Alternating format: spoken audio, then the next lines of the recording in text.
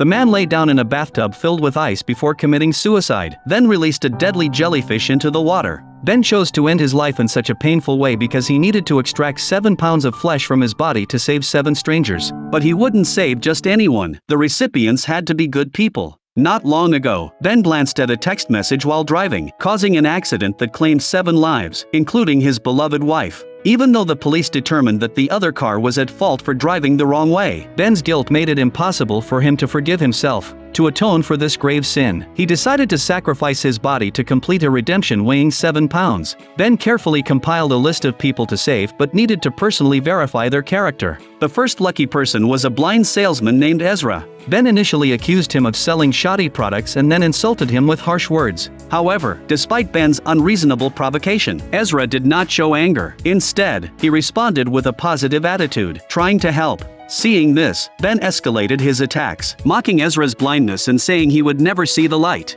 Ben didn't believe a blind man could remain unmoved by such humiliation. Do you even know what color the ocean is? Do you? It's blue, sir. It's blue, sir. Say what you want to say. React. Say what you want to say to me.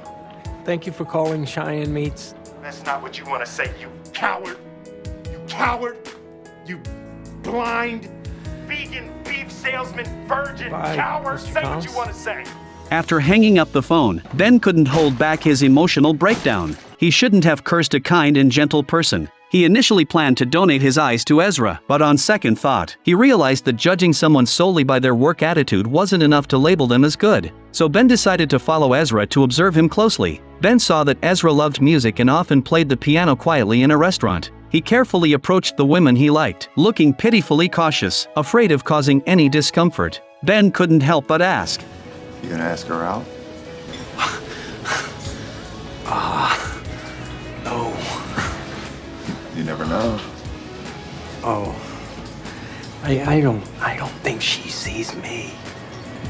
Ezra's answer was tinged with deep sorrow and the harshness of reality. In this complex and flashy world, we are easily distracted by external disturbances, afraid to face our flaws and admit our shortcomings. However, this blind man, living in darkness, faced his challenges with a smile and resilience. Ben confirmed that he was a person worth helping. The second candidate was the director of a nursing home, known for his loving and responsible nature. Unfortunately, he was terminally ill and urgently needed a healthy heart to survive. Because the director owed a lot of taxes, Ben posed as an IRS collector. The director pleaded with Ben to delay the tax payment, his voice trembling as he described the nursing home's struggles and the helpless elderly needing his care. But Ben noticed the director's evasive eyes, a sign of lying, suggesting he was hiding something. When the director left, Ben randomly approached an elderly woman to inquire about her true opinion of the director. The old woman shakily wrote down several accusations against the director. She told Ben that she felt dizzy and sleepy every time she took the medicine given by the director. If she refused, he would beat her ruthlessly, leaving her to silently endure the pain. Ben felt a surge of anger and promised to help the old woman seek justice. Encouraged by Ben, the old woman bravely wrote down more of the director's cruel acts. Her words, like sharp blades, exposed the dark side of the director's hypocritical facade. Recalling her painful past, the old woman couldn't help but cry. Ben, furious, carried the old woman out of the room and demanded the nurse examine her injuries. Facing the heartless director, Ben's eyes turned cold, warning him that he would visit the old woman regularly. I almost believed you, you son of a bitch. I almost believed you. Ben's anger burned like a raging fire. He couldn't believe that someone would shamelessly use the guise of love to satisfy their selfish desires. His heart, which he had intended to donate selflessly, had almost been entrusted to a despicable villain. Next, Ben targeted a long-abused housewife named Connie. Just a few days ago, her husband had broken 3 of her ribs. Despite her repeated attempts to leave, each attempt ended with her being brutally beaten. Connie longed to escape her violent home but couldn't abandon her 2 innocent children. Understanding her plight, Ben promised to give her enough money to take her children and start a new life. However, this deeply wounded woman was now filled with suspicion. Connie feared Ben was sent by her husband to test her, making it hard for her to trust anyone. Before Ben could finish speaking, Connie, emotional and desperate, pushed him toward the door. Her eyes revealed deep despair and helplessness, as if the whole world were against her. Ben felt helpless and sympathetic, knowing it would take time and patience to earn Connie's trust. He left his card and departed. To Ben's surprise, Connie called that night, her voice trembling and weak. She had been brutally beaten again and thrown out of her home. Ben unhesitatingly gave her his car, a vehicle that represented her ticket to a new life away from suffering. He also left her an address by the sea, a place where she and her children could start anew, away from violence, filled with warmth and love. Connie, filled with trepidation, hesitated to start the car and leave. Understanding her concerns, Ben gently reminded her to think of her two innocent children in the back seat. Even if she couldn't think of herself, she should consider their future. Finally, Connie mustered the courage to accept the unexpected gift. She drove along the winding coastline, her heart filled with hope for a new life. Following Ben's address, she arrived at a picturesque seaside villa. On the table inside the villa, Connie found a prepared contract and a letter. In the letter, Ben explained everything sincerely. He stated that if Connie signed her name, the seaside house would be hers. However, he also asked for one condition: to never contact him again. Ben felt he was a sinner, unworthy of praise and gratitude. He chose this way to atone for his past mistakes and hoped to give this woman and her children a fresh start. Perhaps a truly good person doesn't care to publicize their deeds, nor do they engage in pretense and hypocrisy. Connie was deeply moved by Ben's kindness. She and her children ran freely along the wide beach, their laughter echoing in the sea breeze. They enjoyed their hard-won freedom, feeling the gentle caress of the sea breeze and the warmth of the sun. From then on, their once gray lives would be filled with color. The fourth target was George, a longtime hockey coach. Despite his kidney disease pushing him to the brink of life, he tirelessly coached his students on the ice rink. Even more touching, he used his meager pension to support several orphans. Some people, even in suffering, seek to bring hope to others. George's selflessness, kindness, and resilience deeply moved Ben. Without hesitation, Ben decided to donate his kidney to George. But George was puzzled by Ben's generosity, unable to understand why a stranger would be so kind. Ben simply smiled, knowing that some goodness in the world defies explanation.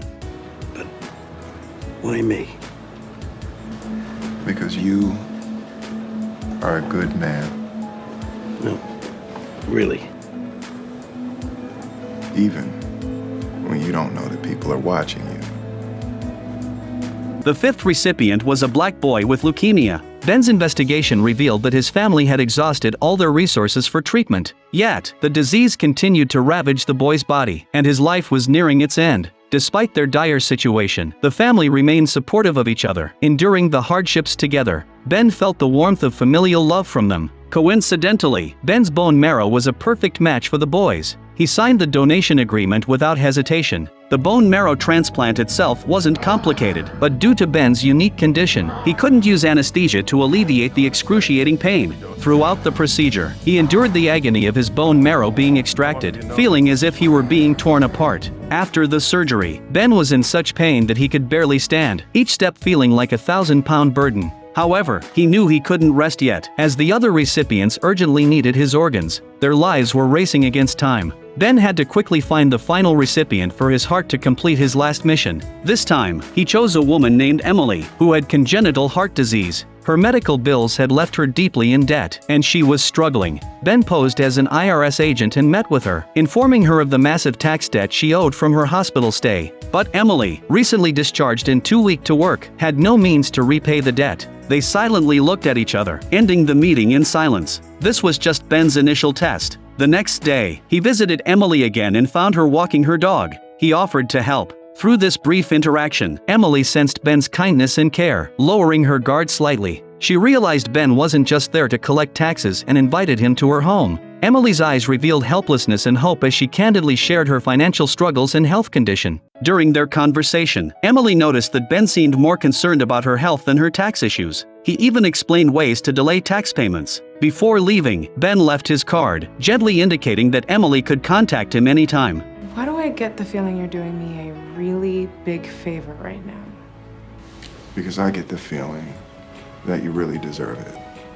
Emily watched Ben's retreating figure, feeling a subtle, long-lost warmth. That care and warmth began to thaw her long-frozen heart. It had been a long time since Emily felt anyone cared about her. Her illness had drained her savings, and friends, fearing she would borrow money, had cut ties with her. Just a day later, Ben received a call from Emily. That morning, Emily's heart condition had suddenly worsened, causing severe pain and difficulty breathing. A passerby had fortunately called for an ambulance. When Emily regained consciousness, she found herself in a hospital bed, surrounded by the smell of disinfectant. At that moment, Emily truly felt the terror of brushing past death. She had never imagined that death could be so close enough to hear its cold and heavy breath clearly. That fear gripped her throat like an invisible hand, making her toss and turn through the long nights, unable to sleep. In this lonely and helpless moment, the only person Emily could think of was Ben, who had recently given her a glimmer of warmth.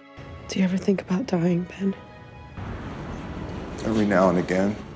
Emily desperately told Ben that she didn't have much time left. As Ben rushed to the hospital, he softly told Emily soothing bedtime stories. Emily gradually relaxed, and her fear of death dissipated in the gentle words. When Ben arrived at the hospital room, Emily was already asleep. He gently took the phone from her ear and gazed at her peaceful face, feeling a surge of inexplicable emotion. At this special moment, he decided to reveal his secret to Emily.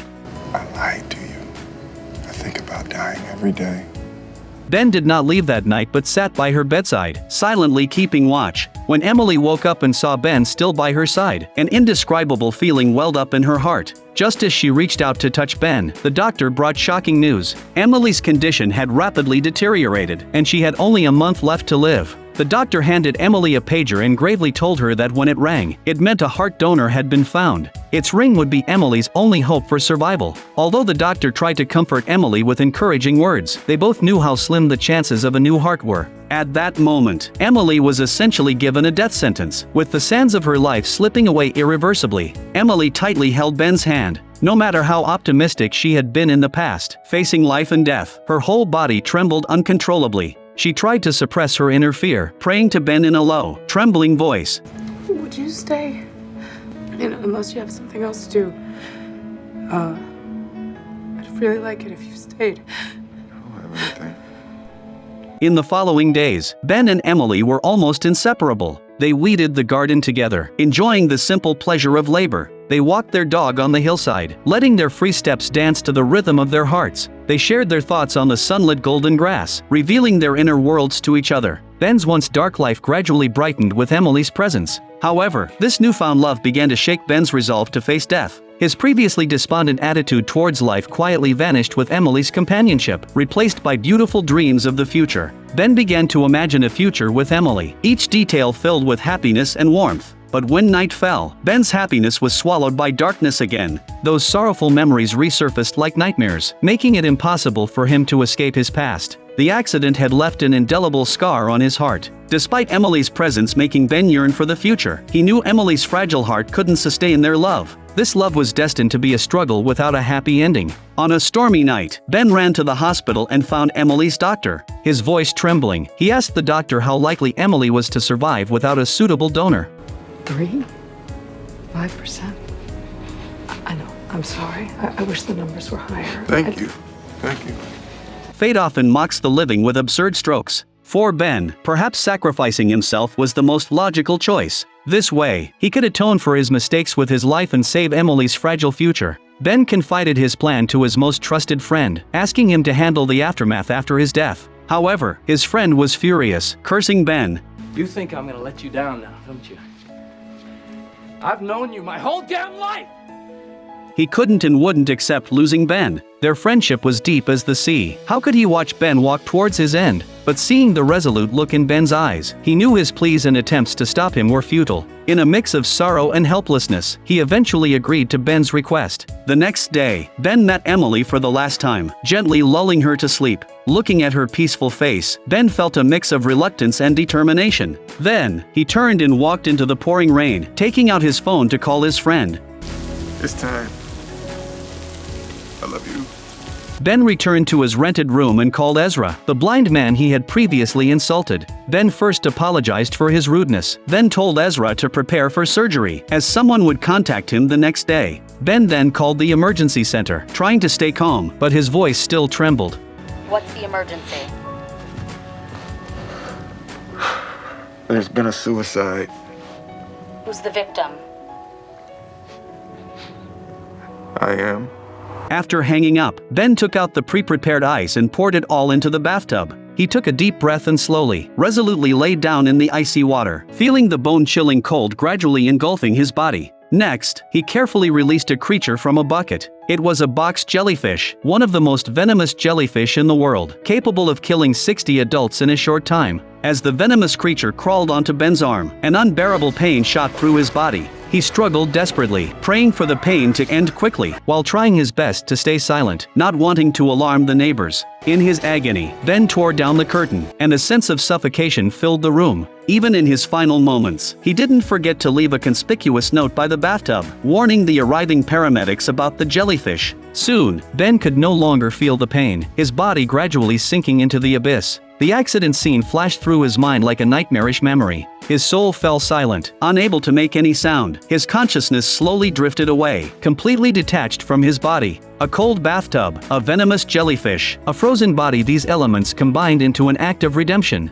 Ben was eventually rushed to the hospital. Although he had lost all vital signs, his organs remained viable thanks to the ice. Meanwhile, Emily suddenly woke from her sleep, hearing the hopeful ring of her pager. She wanted to share the good news with Ben immediately, but when she turned around, the man who had been by her bedside was gone. Emily was quickly taken to the operating room, dreaming of a happy future with Ben. Little did she know, Ben was lying right beside her. As Ben's heart beat strongly in Emily's chest, as the lines on the ECG danced again, Ben would live forever in Emily's heart in the name of love. On the day Emily was discharged, Ben's brother revealed Ben's plan to her. Ben's eyes had given light to a blind salesman who loved life. Ben's lungs went to his brother, who had lung cancer. Ben's liver brought new life to a kind woman at a welfare center. Ben's house sheltered a battered housewife. Ben's bone marrow gave hope to a black boy whose life was fading. Ben's kidney helped a selfless hockey coach continue his journey. And Ben's most selfless, warm heart was now beating strongly in Emily's body. Upon learning the truth, Emily could no longer hold back her emotions. Her eyes welled up, and tears silently fell.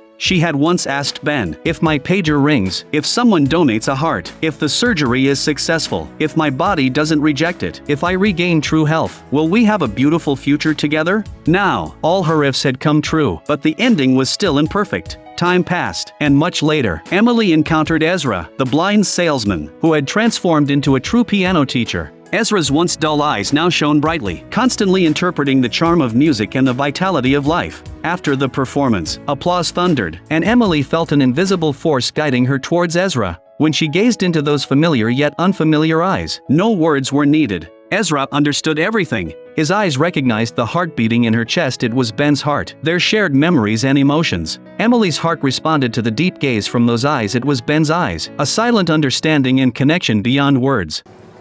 You must be Emily.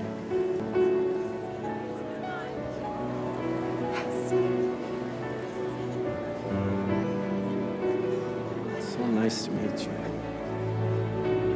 The movie is titled 7 Pounds, a name rich in meaning and thought-provoking. Pounds is both a unit of weight in reality and a metaphor for the immeasurable weight and value of life. His heart carried endless love and kindness. His liver nurtured the hope of life. His bone marrow flowed with the essence of existence. His house sheltered the helpless in the storm. His kidneys and lungs extended the lives of others. His corneas brought light to a blind world, and his soul intertwined with all these, giving them meaning. These 7 pounds were the entirety of Ben's life, his profound farewell to the world. This film lacks exhilarating inspirational legends and lighthearted comedy. At times, it may seem dull and obscure. Yet, it presents us with a profound and eternal question. How should we balance the breadth and length of life? How should we make choices amidst life's complexities and contradictions? How can we elevate and purify our inner emotions? Ben never truly left, and his love never disappeared. This is the value the film conveys: the priceless treasure of life, great love, selflessness, and eternity.